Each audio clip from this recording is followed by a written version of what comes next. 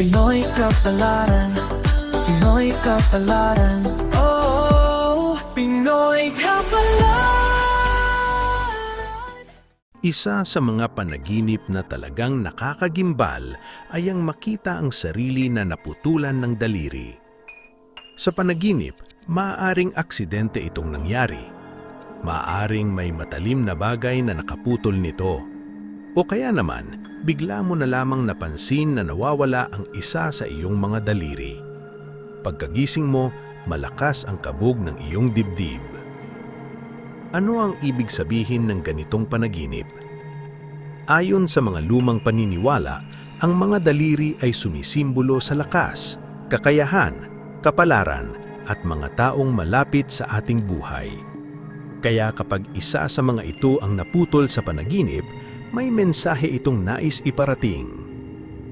Kung hinlalaki ang naputol. Kung ang hinlalaki ang naputol, sinasabi ng ilang pamaiin na ito ay may kaugnayan sa kapangyarihan at kabuhayan. Babala ito na maging maingat sa mga desisyong may kinalaman sa negosyo, pera o trabaho. Ngunit kung walang dugo at hindi ka nasaktan sa panaginip, may mga naniniwalang pansamantala lamang ang pagsubok at mas malaking biyaya ang kasunod nito. Kung hintuturo ang naputol. Ang hintuturo ay sumisimbolo ng direksyon. Kapag ito ang naputol, maaaring may maling landas na kailangang mong iwasan. May taong maaaring nagbibigay ng maling payo o may oportunidad na mukhang maganda ngunit hindi pala para sa iyo. Magtiwala sa iyong kutob bago gumawa ng mahalagang desisyon. Kung palasingsingan ang naputol, ito ang daliring iniuugnay sa pag-ibig at pangako.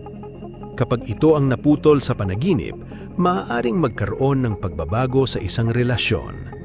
Hindi ito agad nangangahulugan ng hiwalayan. Maaaring ito ay pagtatapos ng tampuhan, paglayo sa maling tao, o pagpasok ng isang bagong pag-ibig na mas nararapat para sa iyo. Kung hinliliti ang daliri ang naputol. Ang hinliliti ay sumisimbolo ng mga lihim at maliliit na bagay na matagal nang hindi napapansin. Kapag ito ang naputol, maaaring may lihim na malapit ng bunyagin.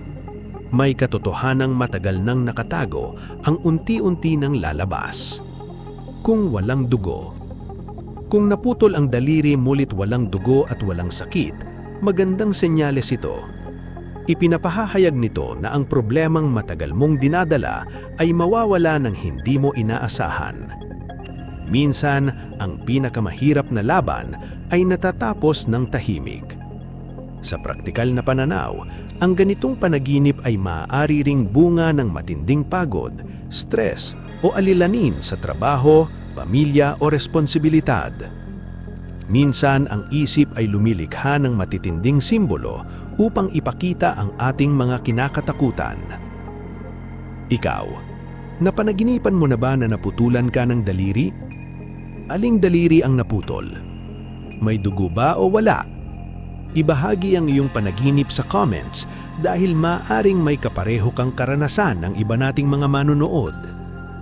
At kung nais mo pang malaman ang kahulugan ng iba't ibang panaginip, pamaiin at misteryosong senyales, huwag kalimutang i-like ang video, mag-subscribe sa channel at pindutin ang notification bell para hindi mahuli sa ating mga susunod na talakayan.